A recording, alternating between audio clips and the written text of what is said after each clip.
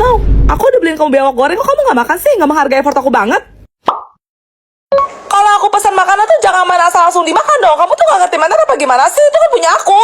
Dia kamu ngapain sih Snow? Gak jelas banget pakai cara ngerekam suara aku gitu. Biar apa coba? Kalau kita lagi berantem tuh kamu harus punya bukti yang jelas. Rekam aja semua omongan aku. Aku yakin aku pasti bener kok. Rekam aja, rekam. Kamu tuh bener-bener keterlaluan ya Snow. Kenapa malah diem aja? Kalau aku ngomong tuh jawab. Aku gak suka dicuekin. Kamu bisa gak sih gak usah ngebal setiap omongan aku? Kalau aku lagi marah tuh diem aja. Dengerin. Dasar cowok kulkas gak peka. Kamu tuh.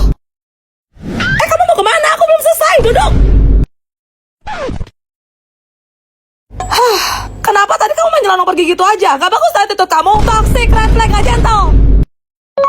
Nih ya, kalau aku udah kesel, mendingan kamu jauh-jauh dari aku. Aku gak suka liat muka kamu. Pergi gak ke kutub utara. Kamu tuh ya Snow, harusnya minta maaf yang tulus sama aku. Bukan malah seolah-olah mencari pembenaran dengan ngerekam suara aku segala. Ngerti gak? Udahlah, kamu gak usah minta maaf. Percuma tau gak? Ntar juga diulangin lagi. Sampai capek aku tuh. Bosan banget gak sih? Nomor Squid Game lah kui. Gas. Kalian tahu nggak? Katanya Squid Game itu diangkat dari kisah nyata loh. Serius. Oh, kalau nggak salah tragedi Brothers Home di Busan tahun 1976 sampai 1987 bukan? Yap, jadi pada tahun 1988, Korea menjadi negara tuan rumah untuk Olimpiade musim panas. Dan pemerintah Korea pun berinisiatif untuk melakukan semacam program pembersihan gelandangan. Hah? Jadi pada diambilin dari jalanan gitu? Ya bagus dong. Masalahnya jadi semuanya sampai anak kecil pun ikut diangkut. Waduh, ada seorang anak laki-laki berusia 12 tahun bernama Jung yang ikut pamannya dari desa ke kota. Namun saat ia sendirian, ia malah ditangkap petugas dan dibawa ke kantor polisi. Udah gitu, nggak lama ada van putih datang. Terus polisi bilang kalau itu jemputan buat ngantor mereka pulang ke rumah mereka masing-masing. Sebelumnya orang-orang yang berkumpul di kantor polisi tadi diberikan minuman sehingga mereka tertidur selama perjalanan. Nyampe mereka semua ada di sebuah fasilitas yang namanya Brothers Home. Dindingnya tinggi bet, terus pintunya juga bisa dibuka dari luar dan banyak penjaga bersenjata. Mereka pun diberikan seragam berwarna biru yang selalu aja mereka kenakan setiap hari.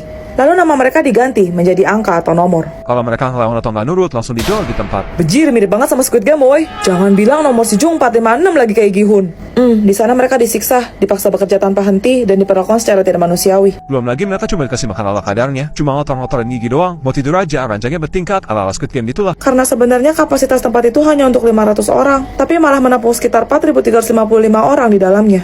Parah banget dah. Akhirnya kasus ini pun terkuak oleh seorang jaksa bernama Kim Yong-won. Dan pada tahun 1988, Brothers Home resmi ditutup. Lebih dari 657 orang diperkirakan tewas secara ilegal. Dan yang lebih gongnya lagi, ditemukan lebih dari 100 orang manusia yang tidak teridentifikasi bertebaran di sekitar area Brothers Home itu. Hah? Aduh abang, bukan maksudku begitu, bah!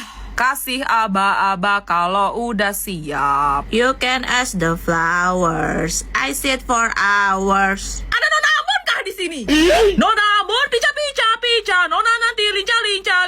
Jangan salahkan fahamku kini tertuju.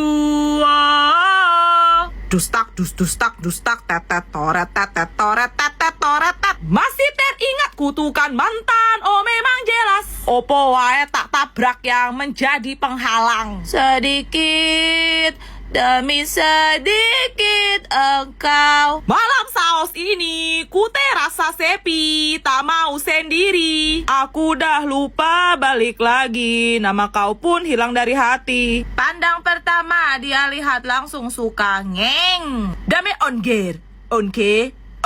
Zege zaga, zege zaga. Berawal dari temenan sudah lama panggil sayang. Hayo yo banyak utang. Raksha, kamu bukan tuh kotak pasir baru juga? Kamu lagi suka kapibara ya? Lucu dan gemoy banget soalnya. Fans Kapibala jangan lupa like ya. Ya udah kita langsung isi aja yuk Aksa sebelum jam pelajarannya dimulai.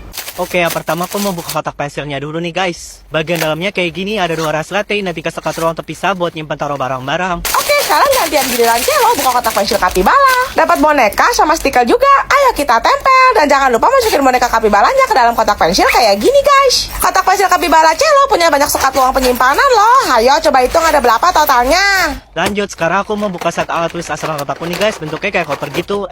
Kita dapat 5 piece pensil HB, terus penghapus dengan berbagai macam bentuk yang unik guys. Dari astronot, alien, sampai komet juga ada nih.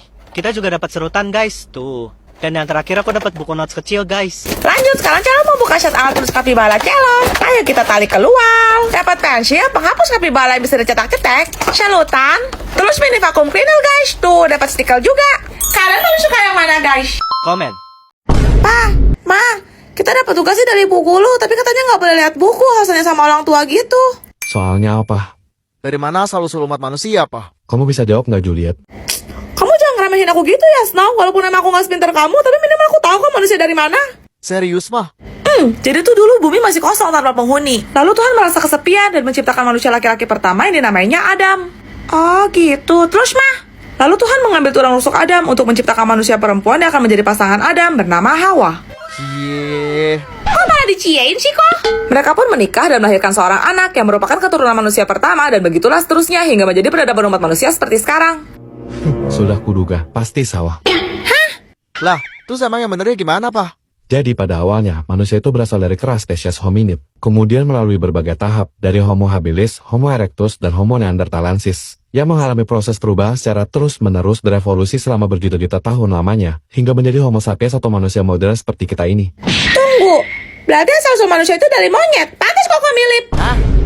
Bentar, tapi kok beda sih jawaban Papa sama Mama? Iya bingung, mau tulis yang mana jadinya? Gampang kok, sebenarnya terserah sih kalian mau pilih yang mana. Kalau Mama sih menjelaskan dari sudut pandang silsilah keluarga Mama, sementara Papa menjelaskan dari sudut pandang silsilah keluarganya.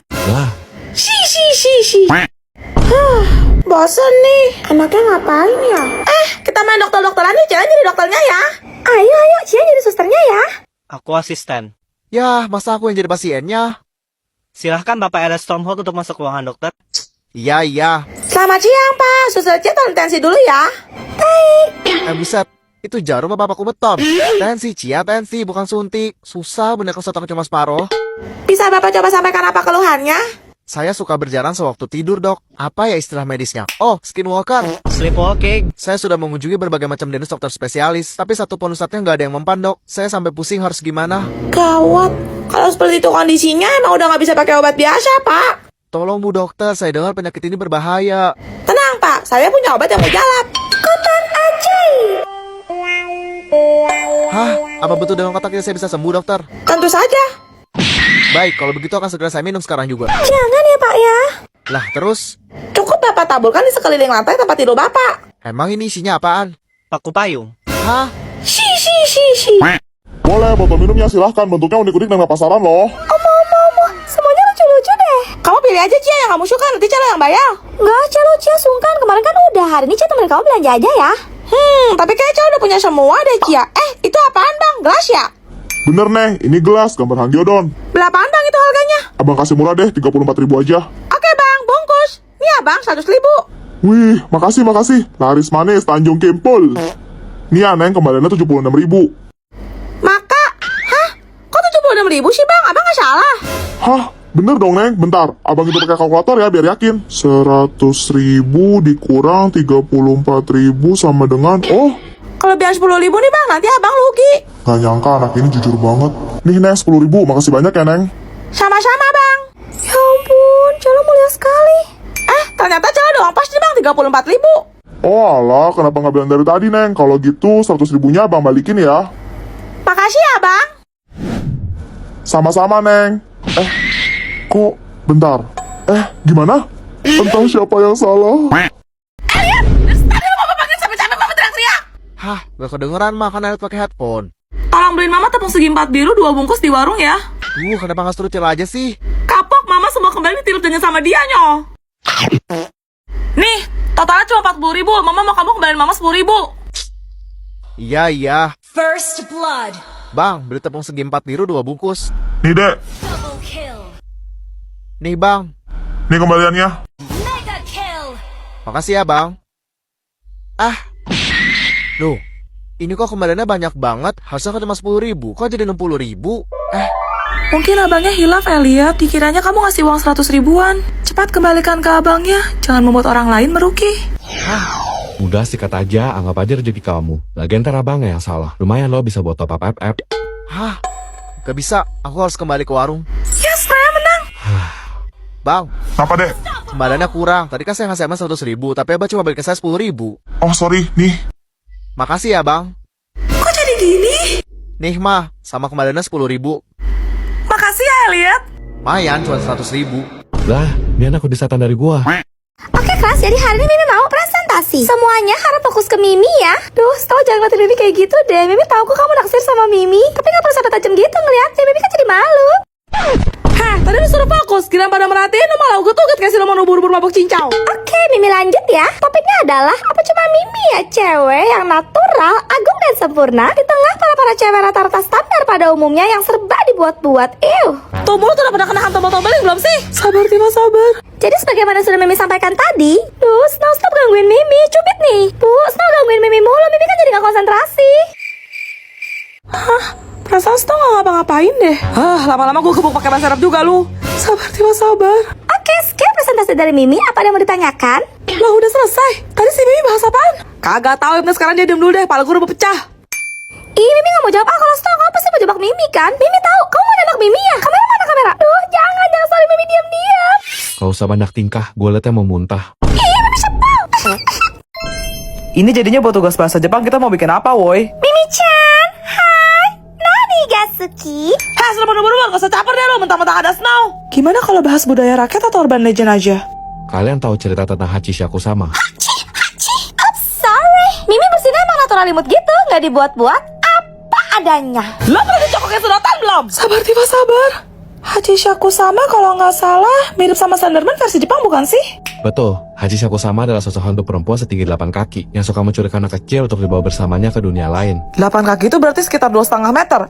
Dah, tinggi bet. Dulu ada seorang bocah lelaki yang sedang berkunjung ke rumah kakek neneknya di desa. Dan saat dia bermain sendiri, ia tak sengaja melihat sosok wanita tinggi bergaun putih sedang menatapnya lurus dari balik pagar halaman. Terus? Anak itu pun melapor kepada kakek neneknya kalau perempuan tadi bersuara aneh seperti po, po, po. Dari situ, raut muka kakeknya berubah tegang. Dan neneknya mengatakan bahwa ia sudah ditandai oleh Hachishaku sama. Ih, merinding Snow, Mimi takut. Diam! Konon katanya, apabila Hachishaku sama menyukai anak kecil sudah melakukan kontak mata dengannya, anak tersebut akan meninggal dalam hitungan hari. Kak, kalian dengar juga?